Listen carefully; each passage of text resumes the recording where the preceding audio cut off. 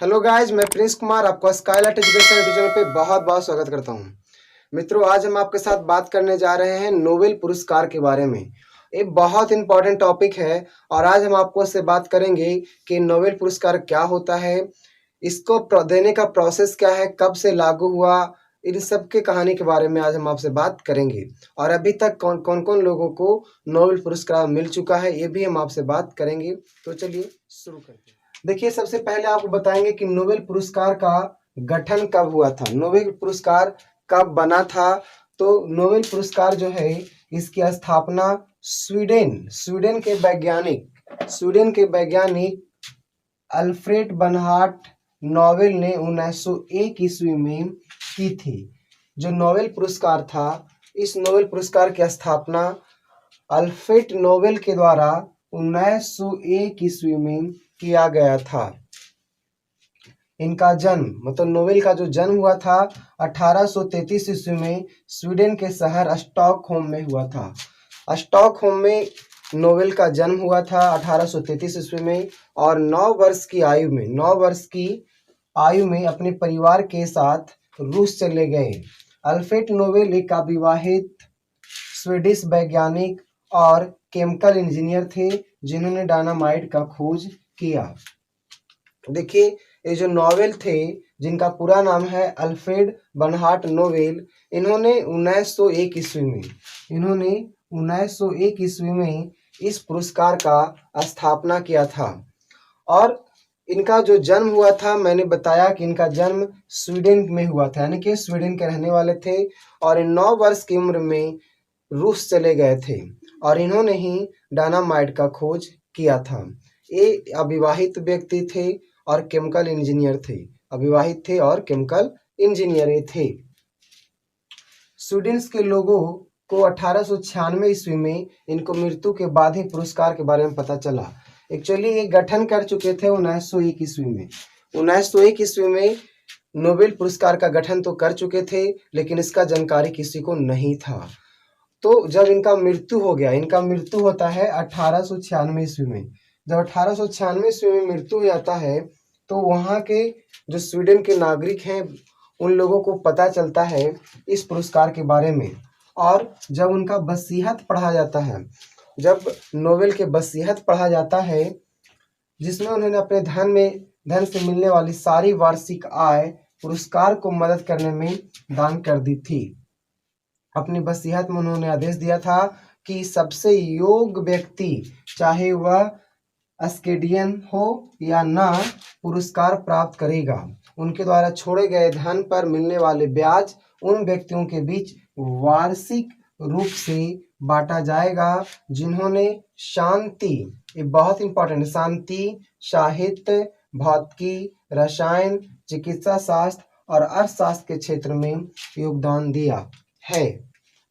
देखिए, जब इनका मृत्यु हो गया, जब नोबेल का मृत्यु होता है 1896 ईस्वी में, तो चूंकि ये वैज्ञानिक थे, केमिकल इंजीनियर थे, तो केमिकल इंजीनियर थे, इसीलिए यहाँ के लोगों ने इनके बारे में जानना शुरू किया। तो जब जाना, तो इनका जो वसीयत जो धन संपत्ति का जो ब्यौरा था, उसमें लिखा हुआ था कि इनका जो धन होगा, वार्षिक आय जो होगी, वह पुरस्कार को समर्पित होगा, मतलब पुरस्कार में दिया जाएगा।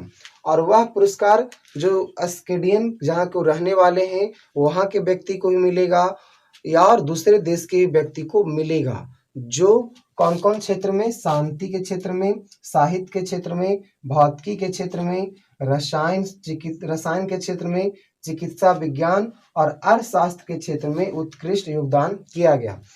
ये अर्थशास्त्र को बाद में जोड़ा गया। पहले जो था 5 ही क्षेत्र था जिसमें नोबेल पुरस्कार दिया जाता था।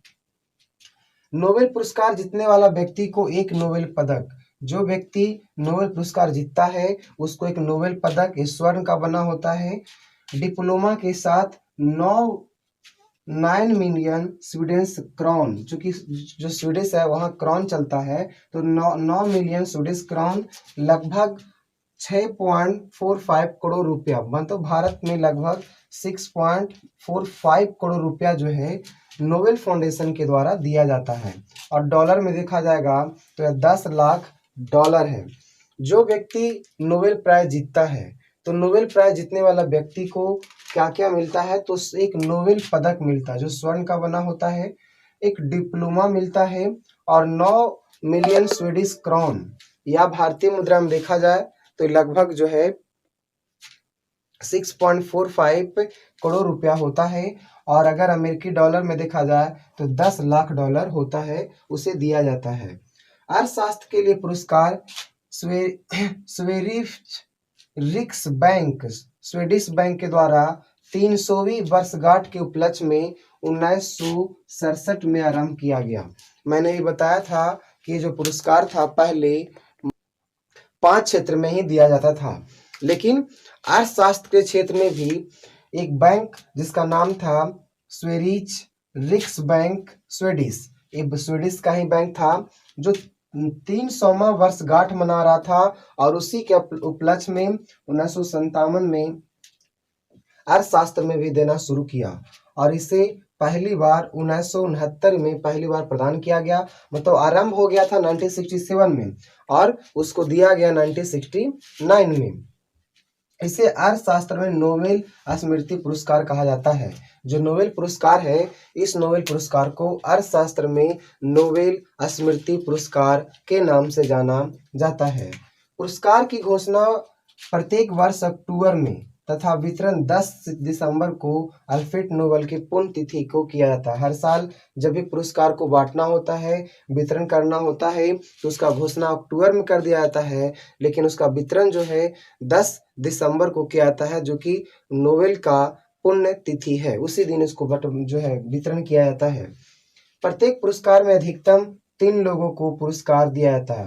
प्रत्येक वर्ष जो है लगभग 3 व्यक्ति को पुरस्कार देना होता है, 3 लोगों को पुरस्कार देना होता है। अगर एक पुरस्कार में दो विजेता है तो धनराशि दोनों में समान रूप से बढ़ जाएगा।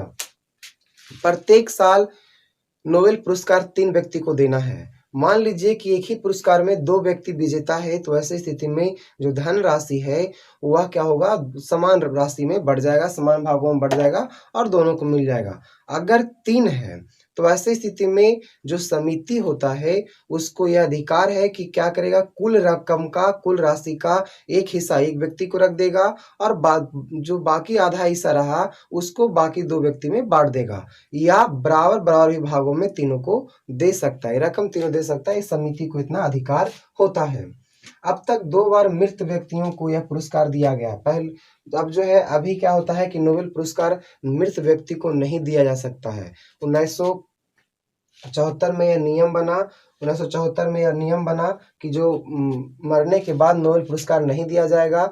लेकिन इसके पहले 2 बार 1931 ईस्वी में और 1961 ईस्वी में यह पुरस्कार मरणोपरांत दिया गया था। और किसको दिया गया था, एरी एक्सल कारफ्लट को दिया गया था 1931 ईस्वी में, और डैग हैमर सोल्ड को 1961 में दिया गया था, जो संयुक्त राष्ट्र संघ महासंघ का महासचिव थे। तो मित्रों, मैंने आज आपके साथ बात किया कि नोबेल पुरस्कार क्या है, कैसे इसका प्रारंभ हुआ। मैं अब दूसरे वीडियो में बात करूंगा कि भारत को कौन कौन से व्यक्ति हैं जिन्हें को नोबेल पुरस्कार प्राप्त हुआ है। तो इस वीडियो को देखने के लिए, इस महीने के लिए बहुत बहुत आपकी धन्यवाद, बहुत बहुत आपकी शुक्रिया। Thank you.